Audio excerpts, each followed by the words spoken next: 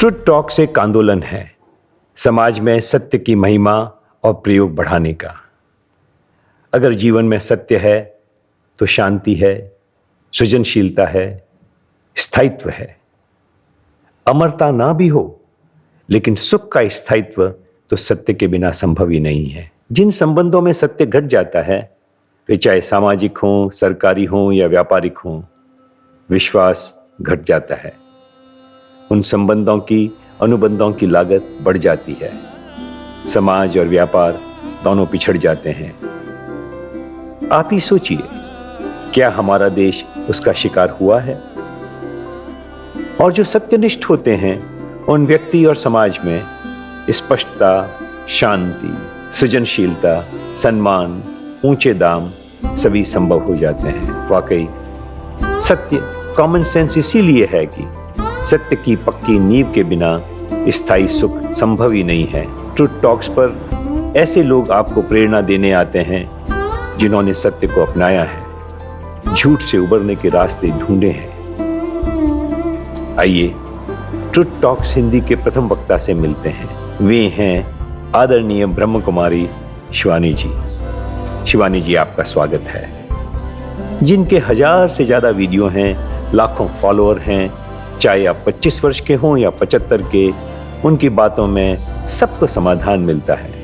उनकी अनूठी शैली में सुनिए किस तरह से हम सबसे बड़ा झूठ अपने आप से बोलते हैं और अपनी ऊर्जा खो देते हैं। उसमें से कैसे बाहर आएं, इसका व्यवहार तरीका बताना ही तो इनकी खास पहचान है। उनसे आज बातचीत करेंगी न्यूयॉर्क की एक युवा आयुर्वेदिक निष्णात, जिन्होंने अपने कार्य के संदर्भ में कई सेलिब्रिटीज को इंटरव्यू किया है। उनकी स्वयं की उपलब्धि को हजारों चाहने वाले हैं। निधि पंड्या, हम आपके आभारी हैं। ट्रुथ टॉक्स, आइए, जुड़िए, प्रेरित होइए और जुड़े रहिए।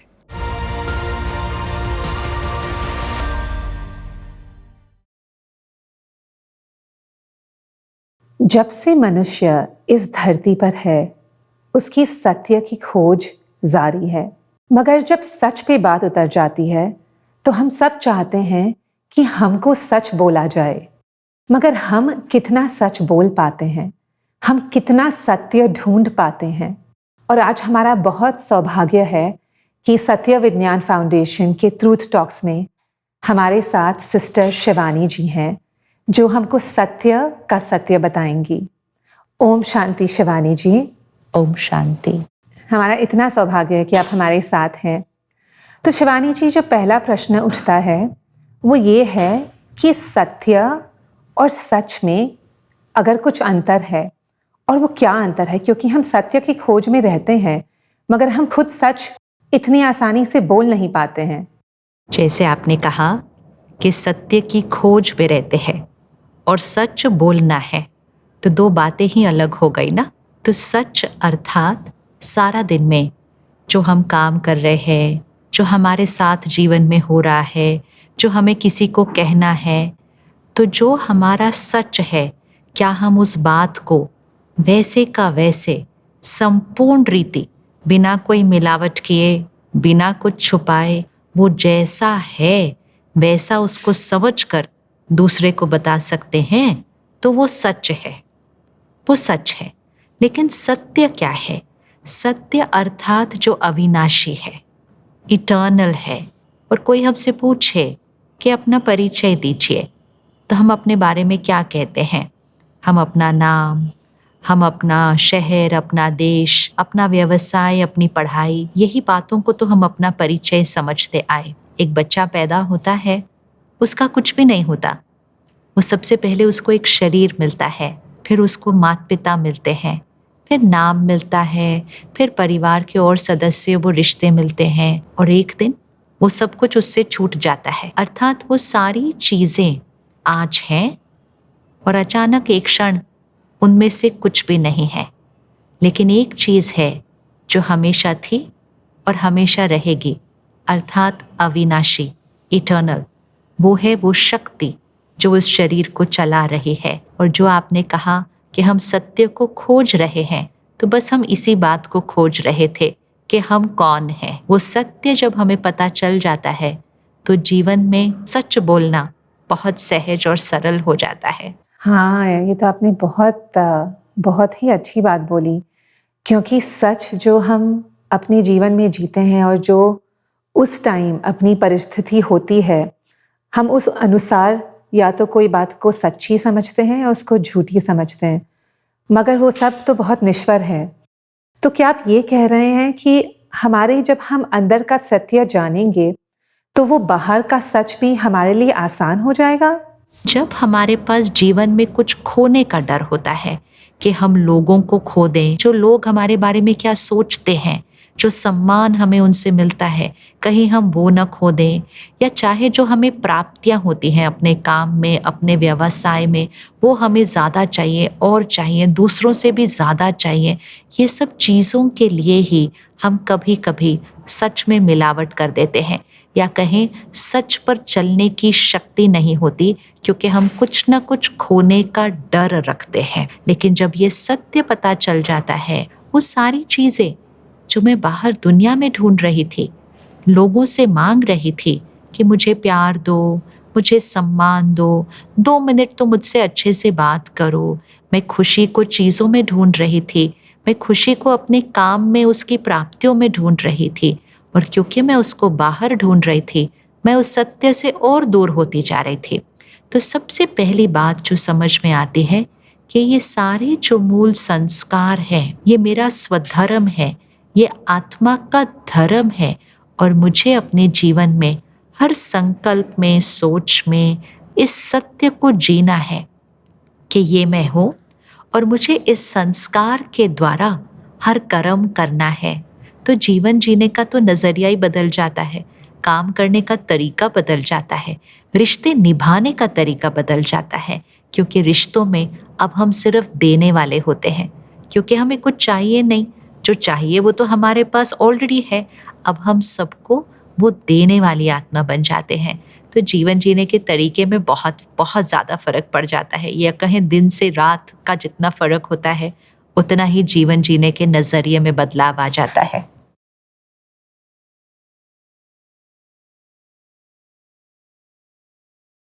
कितनी अच्छी बात कही आपने।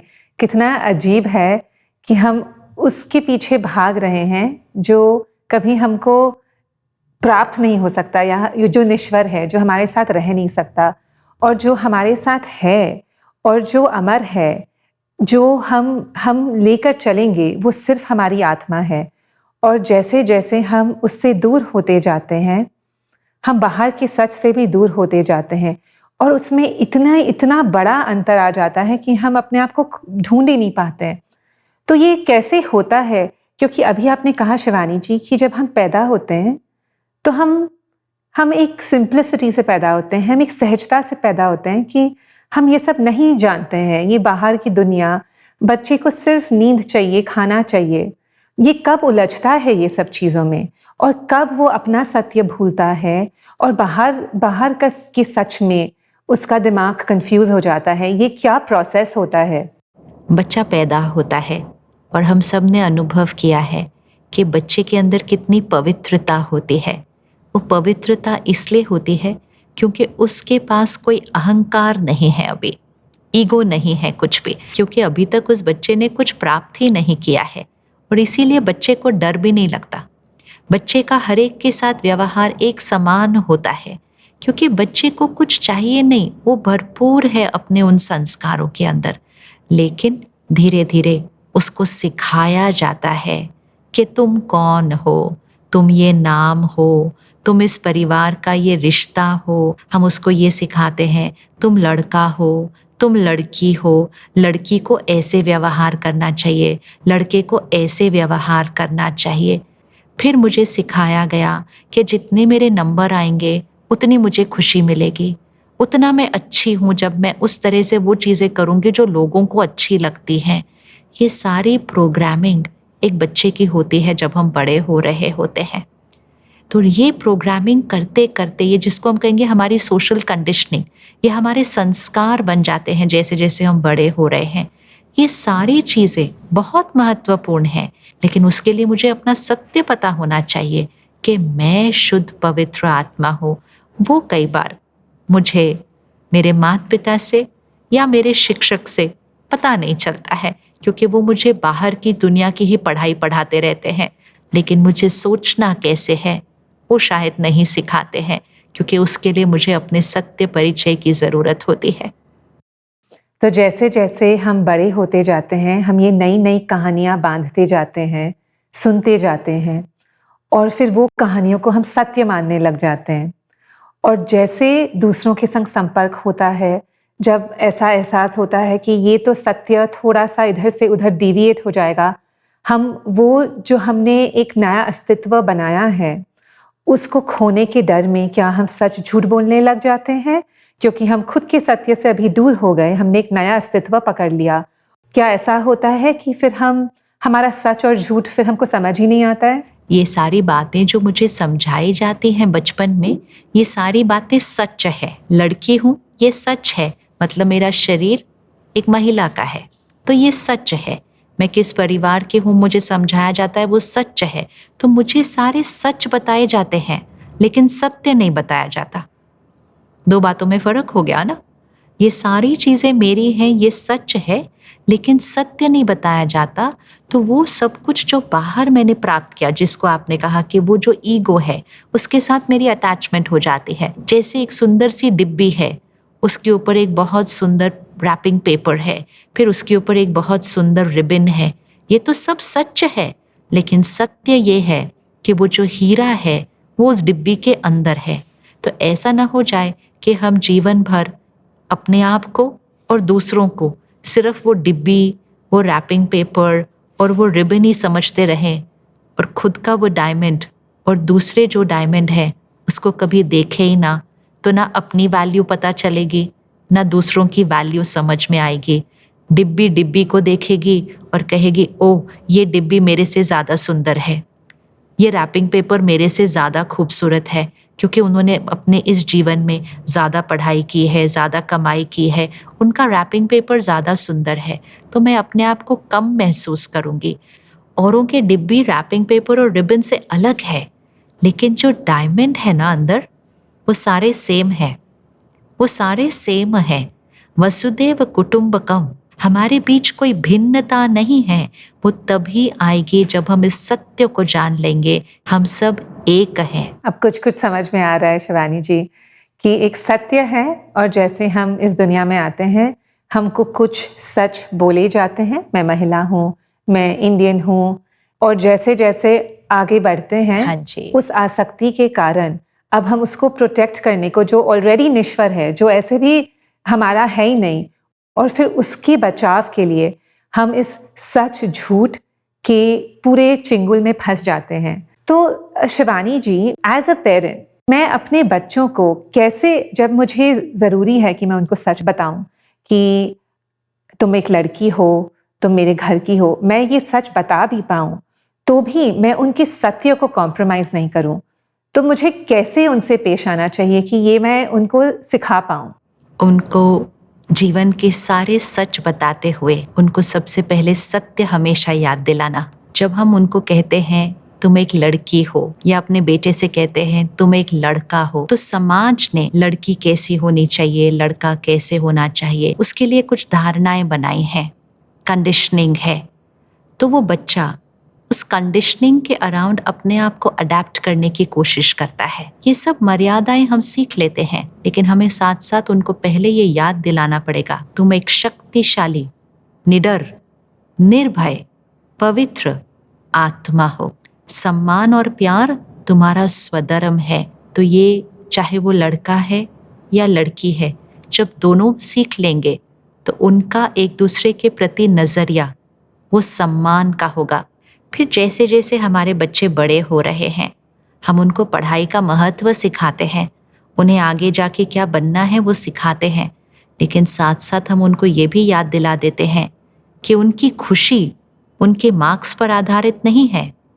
उनको उनका सत्य हर क्षण याद रहना चाहिए कि उनके मन की स्थिति उनके मार्क्स पर डिपेंडेंट नहीं है, उनके दोस्तों के व्यवहार पर आधारित नहीं है, और उनको दोस्तों का अप्रूवल मिले कि दोस्त कहें वो सही है, उसके लिए उन्हें कुछ ऐसा करने की ज़रूरत नहीं है जो आत्मा के धर्म से सही नहीं है, चाहे उनके जीवन में कोई भी परिस्थिति आ गई, क्योंकि उन्होंने पूरा जीवन उस सत्य को पकड़कर वो बड़े हुए हैं। जो आपने आपने हमको उदाहरण दिया, जो बताया, उसकी वो सुन के मेरे मन में एक बात आई। हम बहुत सारी संसार की चीज़ों को बहुत पर्सनली ले लेते हैं।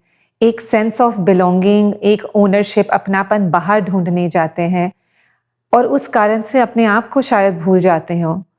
तो जैसे मेरे मन में एक विजुअलाइजेशन आया, एक पिक्चर आया कि अगर हम घर में बैठे हों और हमको पता है कि हमारा घर सेफ है और हमारी कंफर्ट उसमें है, तो बाहर अगर बारिश आ रही हो, बर्फ़ गिर रही हो, दिन हो, रात हो, हम उसको देख सकते हैं मगर उसको पर्सनली नहीं ले सकते हैं। तो वैसे ही आत्मा अपना घर है, राइट? और बाहर जो हो रहा है वो हो रहा है, उसको हमको देखना है। अगर बारिश है तो छाता लेकर जाना है, मगर अपनी आत्मा ही अपना घर है। ये बात हमको, हमारे बच्चों को, जब हम उनको बताएं कि ये हो सकता है संसार में, ये घर, ये बाहर का सत्य है जो बदलता है और अंदर का सत्य है जो आपका है। और सबसे महत्वपूर्ण, हम उनको हमेशा ये याद रखाएं कि उनके संस्कार और कर्म उनकी पूंजी है। वही उनके लिए सबसे महत्वपूर्ण है कि वो जीवन में जो करें, बहुत आगे बढ़ें, बहुत आगे जाएं, बहुत कुछ पाएं, लेकिन अपने संस्कार और कर्म को सबसे ज़्यादा महत्व दें। चाहे कुछ भी हो जाए, वो अपने संस्कार, कर्म और मर्यादाओं को, उस पर कभी कॉम्प्रोमाइज़ ना करें। जैसे इवन छोटी सी बात होती है ना, कई बार बच्चा सिर्फ पास होने के लिए या ज़्यादा नंबर लाने के लिए कभी कभी थोड़ी सी चीटिंग कर देता है, तो उसने संस्कार को महत्व नहीं दिया, नंबर को महत्व दिया। आपका प्रायोरिटी संस्कार है, नंबर नहीं। जब संस्कारों को पकड़कर चलेंगे तो आपके मार्क्स तो वैसे ही बहुत अच्छे आ जाएंगे, लेकिन संस्कार और कर्म ये जीवन की सबसे बड़ी पूंजी है, ये उनको पता होना चाहिए। मार्क्स, व्यवसाय, पैसा, पोजेशन ये सेकेंडरी है। तो लाइफ की प्रायोरिटी बहुत क्लियर होनी चाहिए कि जो दिखता है वो सेकंड इम्पोर्टेंट है, लेकिन आत्मा के संस्कार और कर्म जो दिखते नहीं हैं वो फर्स्ट, सबसे ज़्यादा इम्पोर्टेंट है। ये भी एक बच्चे को छोटी उम्र से ही सिखाया जाए तो उसको जीवन भर ये सत्य कभी भूलेगा नहीं। अक्सर ये देखते हैं शिवानी जी कि अगर कोई ऐसी सिचुएशन आती है, परिस्थिति आती है जिसमें छोटे से झूठ बोलने से काम निकल जाता है कि चलो झूठ बोल गया, देखो मेरा काम हो गया। ऐसा होता है कि लोग मुझे बोलते हैं कि देखो छोटा सा झूठ बोलने से काम हो गया, मगर ये ऐसा करने से छोटे टाइम में काम होता है, मगर लॉन्ग टर्म में आगे जाके इसमें अपने जीवन में क्या नुकसान हो सकता है और ये क्यों, हम कैसे, हमारी यंगर जनरेशन को, हम लोगों को, हम कैसे ये बात का एहसास हम कर सकते हैं खुद अपने अंदर कि ये छोटे शॉर्ट टर्म में फ़ायदा आपको लग रहा है मगर लॉन्ग टर्म में क्या नुकसान होगा? सबसे पहली चीज़, बच्चा झूठ नहीं बोलता है, बच्चा झूठ बोलना सीखता है। तो अगर बच्चे को बचपन से ही सच बोलने की शक्ति दी जाए तो शायद बच्चा कभी झूठ न बोले। हाँ, आगे जाकर बड़े होकर संग के प्रभाव में, दोस्तों के प्रभाव में, समाज के प्रभाव में फिर वो कभी झूठ बोल सकता है, लेकिन बचपन से अगर हम देखें कि बच्चे के अंदर सच बोलने की आदत होती है, लेकिन कभी कभी उसका सच सुनकर उसके आसपास के जो बड़े हैं, अर्थात उसके जो पेरेंट्स हैं या टीचर्स हैं या दोस्त हैं, वो सही रिस्पॉन्स नहीं देते हैं। सिंपल बात है कि सपोज़ एक बच्चा स्कूल जाता है और वो उस दिन होमवर्क नहीं कर पाया है, और वो होमवर्क क्यों नहीं कर पाया, अब उसके टीचर ने पूछ लिया आपने होमवर्क क्यों नहीं किया, तो वो बच्चा अगर बोल दे कि मैम हम कल पिकनिक गए हुए थे, तो टीचर का रिस्पॉन्स कैसा होगा। लेकिन अगर वो बच्चा कह दे मैम कल मेरी तबीयत ठीक नहीं थी, मेरे को ना बहुत बुखार था कल, इसलिए मैंने होमवर्क नहीं किया, तो अगर बच्चा झूठ बोल देता है उसको टीचर से सहानुभूति मिलती है। लेकिन अगर वो सच बोल देता है, उसको डांट पड़ जाती है, उसको पनिशमेंट, सज़ा भी मिल जाती है, तो फिर अगली बार वो बच्चा सच कैसे बोलेगा। और ये तो बच्चे की छोटी सी बात है, लेकिन फिर उसी तरह से हम बड़े होते जाते हैं। हमारे सच को समाज स्वीकार नहीं करता है, वो या तो परेशान हो जाते हैं माता पिता, टीचर कभी नाराज हो जाते हैं, दोस्त हमसे दूर हो जाते हैं। तो हमें लगता है समाज तो मेरे सच को स्वीकार नहीं करता है, लेकिन अगर मैं झूठ बोल दूं तो सारे बड़े खुश हैं। फिर मुझे सच पे चलना, सच बोलना मुश्किल लगता है और झूठ बोलना सहज लगता है। कौन डांट खाए? किसको अच्छा लगता है कि उसके मम्मी पापा उससे नाराज हो जाएं, 2 दिन बात ही ना करें? और झूठ बोल दो कि हाँ हाँ मैं फ्रेंड के यहाँ पढ़ रहा था जबकि पार्टी कर रहे थे, तो मम्मी पापा खुश हैं। तो झूठ से जब मेरे आसपास के लोग खुश रहे और सच से नाराज या परेशान रहे, तो फिर हम में से बहुतों के लिए झूठ एक जीवन को सहज तरह से जीने का तरीका बन गया। तो सच बोलने के लिए लोग तैयार होते हैं, ज़्यादा तैयारी करनी है सच सुनने के लिए। कि जब हम सच सुनते हैं, इवन अगर हमें वो सच अच्छा न लगे, सही न लगे, लेकिन मन की स्थिति को स्थिर रखना है और स्थिर रखकर सबसे पहले उस बच्चे के सच बोलने की प्रशंसा करनी है। आज चाहे वो बच्चा है, कल आपकी ऑर्गेनाइजेशन का आपका एक कलीग है या एम्प्लॉय है, किसी ने सच बोला है कि मैम मैं इसलिए कल ऑफिस नहीं आया क्योंकि मैं क्रिकेट मैच देखने गया हुआ था। मैम मैं इसलिए ऑफिस नहीं आया क्योंकि कल मैं एक दूसरी कंपनी में इंटरव्यू देने के लिए गया हुआ था। क्या हमारे पास ये सच सुनने की ताकत है? क्या इसको हम सुनकर सामने वाले के प्रति उतना ही स्थिर और शांत और सम्मान पूर्वक रह सकते हैं? वो नहीं होता है। हमारे तो चेहरे पर ही बदलाव दिखाई देता है। इसलिए सामने वाला कहता है मैम कल मेरी तबीयत ठीक नहीं थी इसलिए मैं ऑफिस नहीं आया। ये बातें बहुत छोटी लग रही हैं इस समय, लेकिन ये छोटे छोटे झूठ ही तो झूठ बोलने के संस्कार को पक्का करते हैं। और धीरे धीरे ये झूठ बोलना हमारे जीवन के कई पहलुओं में आ जाता है। हम ऐसी वैसी हर बात के लिए, इतनी छोटी सी बात होती है, कई बार हम घर से देर से निकलते हैं, हमें 10 बजे कहीं पहुंचना होता है, अब 9:30 पौने 10 बज गए हैं, हम वहां तक नहीं पहुंचे हैं। सामने वाले का फोन आता है, आप कहाँ तक पहुंचे हैं? कहते हैं बस हम यहीं हैं, बस पहुंचे कि पहुंचे। सामने वाला कहता है कितनी देर में पहुंचेंगे? कहते हैं बस मैं तो बिल्कुल टाइम पर ही निकला था, रास्ते में ट्रैफिक जाम आ गया था, अब तो मैं बस 5 मिनट दूर ही हूँ। 15 मिनट के बाद सामने वाला फिर फोन करता है, क्या हुआ? आप तो 5 मिनट में पहुंचने वाले थे। हाँ मैं पहुंचने तो वाला ही था, लेकिन यहाँ पर बहुत ट्रैफिक था। झूठ पे झूठ पे झूठ, इतना झूठ बोलने लग जाते हैं कि हमें ये याद भी नहीं रहता शायद कि ये जो हम कर रहे हैं इससे आत्मा की शक्ति घटती जा रही है, सिर्फ क्योंकि हम लोगों को नाराज नहीं करना चाहते, लोगों का सम्मान नहीं खोना चाहते, और इसीलिए हम झूठ बोलते हैं। तो एज ए सोसाइटी, पेरेंट हो, टीचर हो, दोस्त हो, पति पत्नी हो, सच सुनने की ताकत रखें और सामने वाले को सच बोलने का आश्वासन दे कि आप सच बोलो, मैं हर बात सुनकर स्थिर और सम्मान पूर्वक रहूंगी।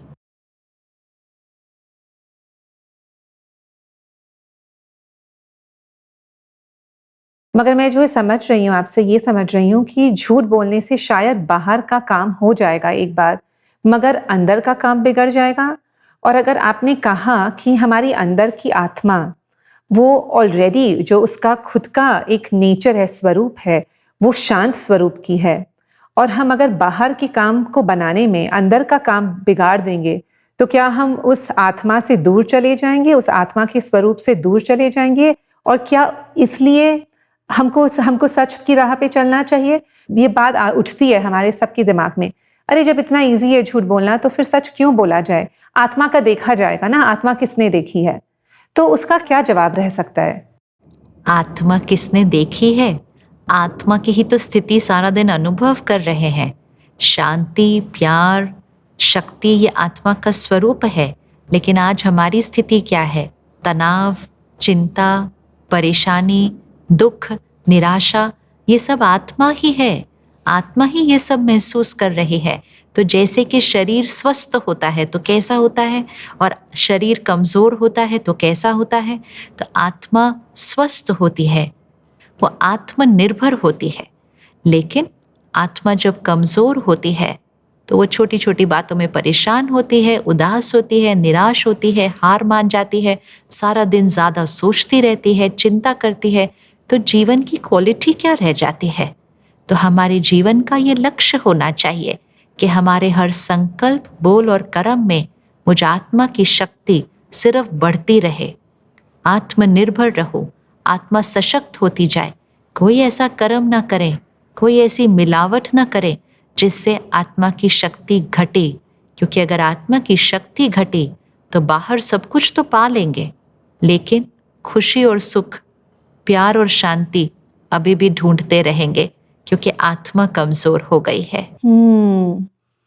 तो जो हम बाहर ढूंढ रहे हैं वो हमारे अंदर है, हमारे आत्मा में है, और हम बाहर को प्रोटेक्ट करने के लिए अंदर का नुकसान कर रहे हैं, मगर हमको प्रोटेक्ट करना है अंदर की आत्मा को। क्योंकि बाहर को प्रोटेक्ट करने के लिए अंदर का नुकसान कर रहे हैं, लेकिन बाहर प्रोटेक्ट हो भी जाता है, लेकिन जब अंदर प्रोटेक्शन नहीं होती है तो बाहर सब कुछ भी हो तो भी जीवन में वो खुशी जो अनुभव करना चाहते हैं, जो सैटिस्फैक्शन, संतुष्टता। आजकल लोग कहते हैं मेरे पास सब कुछ है, लेकिन कंटेंटमेंट नहीं है, सैटिस्फैक्शन नहीं है, संतुष्टता नहीं है। तो संतुष्टता अर्थात भरपूर आत्मा, भरपूर धन नहीं, भरपूर आत्मा अर्थात शक्तिशाली आत्मा ही संतुष्ट होती है। और संतुष्ट होने के लिए कोई अचीवमेंट्स, कोई प्राप्तियों की ज़रूरत नहीं है। संतुष्टता तो एक संस्कार है, लेकिन उस संतुष्टता को अनुभव करने के लिए आत्मा को हमेशा सही कर्म करना होगा। चाहे जीवन में कितनी भी मुश्किल परिस्थितियां आ जाएं, सही श्रेष्ठ कर्म ही आत्मा की शक्ति को बढ़ाता है। तो शिवानी जी, इस राह पे चलते हुए एक और प्रश्न उठता है कि अगर हम लोगों ने ऐसा किया तो क्या हम इस संसार में सफलता पा सकेंगे? हम सफलता हमको आसानी से मिलेगी? क्योंकि इतने सारे उदाहरण दिखते हैं जो लोग सत्य या सच की राह पे नहीं चलते हैं, मगर उन्होंने सांसारिक तौर पे बहुत कुछ हासिल कर लिया है। तो दूसरों को भी देखकर एक तरह का टेम्पटेशन होता है कि चलिए उसने किया तो हम भी कर सकते हैं, मगर क्या वो सच्ची में सफल होना है? और हम कैसे संसार में रह सकते हैं, अपना व्यवसाय कर सकते हैं, अपनी फैमिली लाइफ जी सकते हैं, हमारे धर्म, अर्थ, काम, मोक्ष सब पुरुषार्थ कर सकते हैं और उनमें सफलता भी पा सकते हैं, मगर ये अंदर का सत्य है उसको पकड़ के रख सकते हैं। ऐसा ये क्या प्रैक्टिकल अप्रोच उसका क्या होगा? सफलता शब्द को ही देखिए। सफलता सफल शब्द से आती है, और सफल हम किसको कहते हैं? हम कहते हैं आज का दिन सफल रहा। कहते हैं ना, मेरा आज का दिन बहुत सफल रहा, मेरा ये समय, अब आप और मैं 1 घंटा बात कर रहे हैं और ये बात करके मुझे अच्छा अनुभव हो, तो मैंने क्या कहना है कि मेरा आज की शाम सफल रही। सफल मतलब it was a beautiful experience, it was worthwhile, वो सफल रहा। तो हमारा जीवन सफल हो कि किसी के पास बहुत धन है, बहुत समृद्धि है, बहुत कुछ उन्होंने प्राप्त किया है, बहुत अच्छी बात है, लेकिन सिर्फ उसको सफलता तो नहीं कह सकते ना।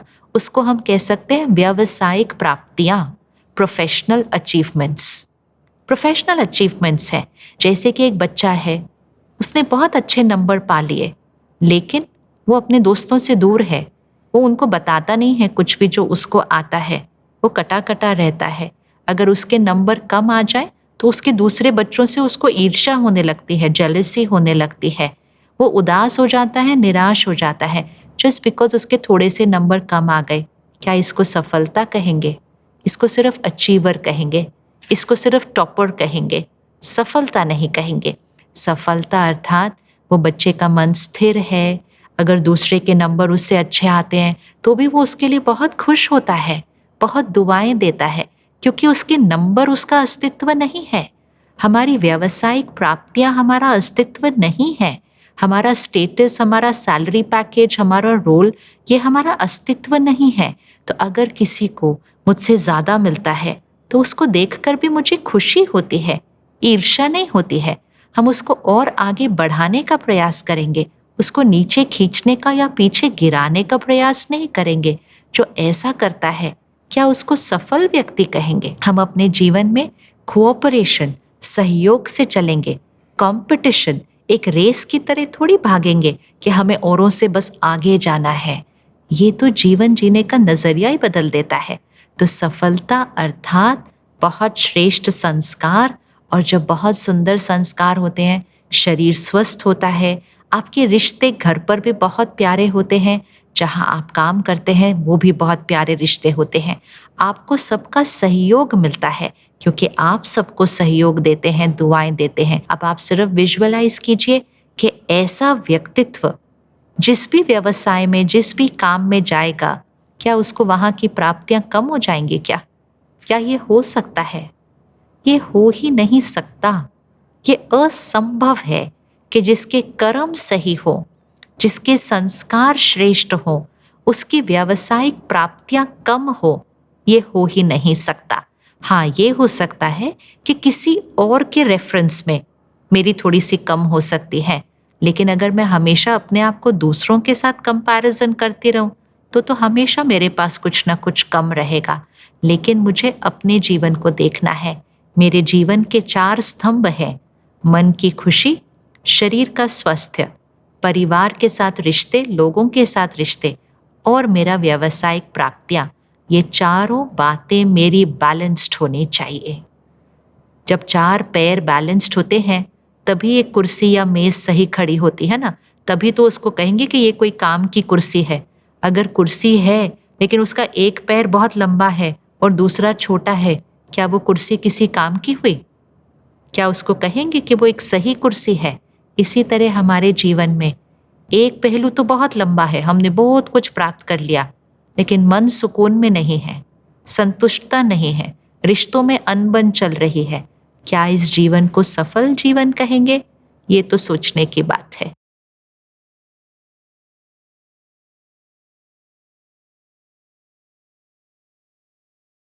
हमने अपना पॉइंट ऑफ रेफरेंस बाहर दुनिया में कर दिया है, और ये जो अंदर का पॉइंट ऑफ रेफरेंस है, जो अंदर का सत्य है, वो कहीं हम खो चुके हैं। तो ये जो चारों चीजें जो आपने कही, वो हमको प्राप्त हो सकती हैं: मन की शांति, शरीर का स्वास्थ्य, अच्छे रिश्ते और व्यावसायिक प्राप्ति। ये चारों को प्राप्त करने के लिए हमको अंदर का सत्य को पॉइंट ऑफ रेफरेंस बना के चलना पड़ेगा, और बाहर का जो सच है, जो बदलता हुआ है, उसको, उससे आसक्ति हमको कम करनी पड़ेगी, क्योंकि वो सत्य, अंदर का सत्य छूटता है, बाहर के सच झूठ में पड़ते हैं, और फिर इसी चंगुल में जिंदगी भर फंसे जाते हैं। बिल्कुल सही जी, एकदम परफेक्ट बात। तो शिवानी जी, आप बताइए, अभी जैसे हम लोग तो ऑलरेडी अडल्ट्स हैं, और ये बहुत सारे मन में लेयर्स, बहुत सारी कहानियां लेकर चल रहे हैं, तो कहाँ से शुरू किया जाए? ये प्रैक्टिकल एस्पेक्ट में कैसे हम अपने अंदर का सत्य रोज जान सकते हैं, और उस पॉइंट ऑफ रेफरेंस से हम कैसे संसार में ऑपरेट कर सकते हैं? आत्मा खुद को भूल जाती है, खुद के सत्य को भूल जाती है, अपने स्वधर्म को भूल जाती है, अपने संस्कारों को भूल जाती है। तो वो एक ऐसा व्यक्ति है जो अपने जीवन के बारे में सब कुछ भूल गया हो। तो उसको क्या करना पड़ता है? धीरे धीरे याद दिलाना पड़ता है। सब कुछ उसको याद एक ही दिन में नहीं आ जाता है, उसकी याददाश्त धीरे धीरे वापस आती है, लेकिन उसको उसके लिए रोज थोड़ा याद दिलाना पड़ता है। इसी तरह अपने स्वरूप को संपूर्ण सारा दिन याद रखने के लिए हम अपनी तैयारी सुबह करते हैं। सुबह सुबह हम अपने आप को याद दिलाते हैं कि आज मैंने सारा दिन जो कुछ करना है वो मेरा रोल है, सबके साथ जो मैंने रहना है, और आत्मनिर्भर रहकर, अर्थात परिस्थितियां और लोगों का व्यवहार मुझे नहीं हिला सकती, क्योंकि मैं अपने सत्य स्वरूप में स्थित हूँ। फिर थोड़ी देर के लिए आध्यात्मिक अध्ययन, स्पिरिचुअल स्टडी, ये बहुत ज़रूरी है। स्पिरिचुअल स्टडी अर्थात परमात्मा जो हमें ज्ञान देते हैं, उस ज्ञान में हमें समझ मिलती है। जैसे अभी हमने थोड़ी देर में जो बातें की, ये परमात्मा का दिया हुआ ज्ञान है। ये परमात्मा का ज्ञान हमें फिर से हमारी अपनी पहचान दिलाता है। लेकिन सारा दिन में बहुत सारी और बातें सुनते देखते हैं, फिर वो भूलने लगता है, वो बाहर की बातों का प्रभाव पड़ जाता है। तो इसलिए हर रोज़ सुबह उस ज्ञान से आत्मा को भरे, वो ज्ञान जैसे कि आत्मा के लिए खुराक है। तो सुबह का ये आधा 1 घंटे का समय हमारा अपने लिए होना चाहिए। उसी तरह रात को थोड़ा सा समय अपने साथ होना चाहिए। सारा दिन में हमें ध्यान रखना है कि सबके साथ होते हुए, सब कुछ करते हुए सत्य को याद रखें और सच पर चलें। चाहे कोई भी परिस्थितियां आ जाए, हमारा कर्म संपूर्ण सच का होना चाहिए। Highest values and principles and ethics. चाहे कभी कभी लगेगा कि ये तो बहुत सहज नहीं लगता कई बार जीवन में, लेकिन हमेशा याद रखना, जो सच की नाव है वो हिलती है, डुलती है, लेकिन कभी डूबती नहीं है। और सच को किसी को सिद्ध नहीं करना पड़ता। सच अपने समय पर अपने आप सिद्ध हो जाएगा।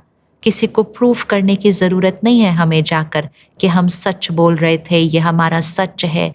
सच के पास स्वयं को प्रत्यक्ष करने की शक्ति है। हमें सिर्फ सच पर चलना है, सच कर्म करना है। चाहे आप एक बिजनेस लीडर हैं, चाहे आप एक डॉक्टर हैं, एक ज्यूरिस्ट हैं, चाहे आप एक पेरेंट हैं, आप एक योगी हैं, कर्म योगी हैं, अर्थात योग युक्त कर्म, श्रेष्ठ कर्म आपके होंगे।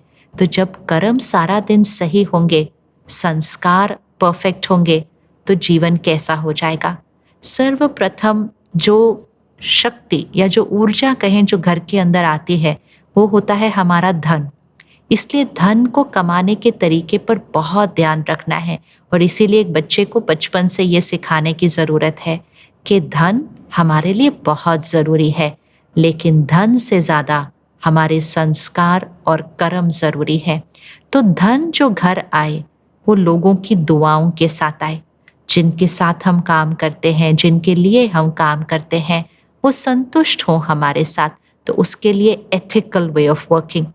एथिकल वो नहीं जो हमारे आसपास के लोग कह रहे हैं, लेकिन एथिकल सच वो जो हम जानते हैं कि संपूर्ण सच क्या है, उस आधार पर चलना है। तो जो धन घर आए वो दुआओं के साथ आए। धन से अन्न खरीदा जाता है, तो धन का असर अन्न पर होता है। अगर किसी की असंतुष्टता, झूठ, मिलावट या दर्द हमारे धन के साथ आएगा, तो उसका हमारे परिवार पर प्रभाव पड़ता है। इसलिए धन कमाने में थोड़ी भी मिलावट कभी नहीं होने देना। शॉर्ट टर्म अगेन लगेगा कि हमने ज़्यादा कमा लिया, लेकिन लॉन्ग टर्म आत्मा की शक्ति घटती है और परिवार के भाग्य पर भी उसका असर पड़ता है। तो धन दुआओं के साथ आए, जीवन हमारा स्वर्ग बन जाएगा। Life will become heaven. इसीलिए जो स्वर्ग है उसको सतयुग कहते हैं। सतयुग अर्थात जो सत्य का युग है, सत्य का युग है। ऐसी जीवन हम अपनी बना सकते हैं कर्म योगी जीवन जी के।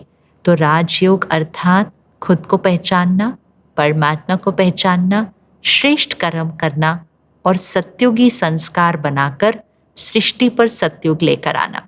बहुत ही प्रेरणा मिली कि रोज सुबह अपने आप को जाने, अपने आप को पहचाने और उसे दिन भर साथ लेकर चलें। क्योंकि शिवानी जी, आपकी बात सुनकर ही ऐसा लगा कि सत्य की राह पे चलने में, आत्मा की शक्ति को प्रोटेक्ट करने में कितना ईज है। बाकी सब काम, चाहे वो रिश्ते हों, व्यावसायिक प्राप्ति हो, चाहे वो मन की शांति हो, वो सब कितना आसान हो जाएगा अगर आत्मा की शक्ति को सिर्फ हम जगाते रहेंगे, बढ़ाते रहेंगे, उसको पहचानते रहेंगे। बिल्कुल। आत्मा को अगर आपने चित्र बनाना है ना अपने सामने, तो ये चित्र देखना कि आत्मा बीज है। बीज को पानी दे दीजिए, वृक्ष हमेशा बहुत फला फूला रहेगा। बस बीज को पानी देना है, आत्मा का ध्यान रखना है। बिल्कुल बिल्कुल। तो शिवानी जी, जैसे अपना सेशन ख़त्म होता है, आपने हमको बहुत प्रेरित किया है ये समझने में कि एक सच बोलना भी एक बहुत हार्श डिसिप्लिन नहीं है। अपना सत्य जानते हैं तो सच और झूठ ऑटोमेटिकली अपना एकदम आसान हो जाता है। बाहर वो ही प्रत्यक्ष करते हैं जो अंदर हैं, और वो करने से बाकी सब काम, संसार के सब काम बहुत इजी हो जाते हैं, एक लहर में चलने लगते हैं। तो एज एंडिंग नोट्स शिवानी जी, आप कुछ और कहना चाहेंगे? आपके लिए हमारे लिए और कुछ भी एडवाइस है? नहीं, 1 मिनट के लिए अब साइलेंस में बैठते हैं और जो सब कुछ हमने समझा और सुना उसको अनुभव करते हैं। एक क्षण के लिए अपने आप को याद दिलाना शुरू करते हैं इस भ्रिकुटी के बीच, सेंटर ऑफ द फोरहेड। चाहे कोई भी बात आ जाए, मैं आत्मा स्थिर हूँ, अचल हूँ, अडोल हूँ, अपने सत्य स्वरूप में स्थित हूँ और मेरा हर कर्म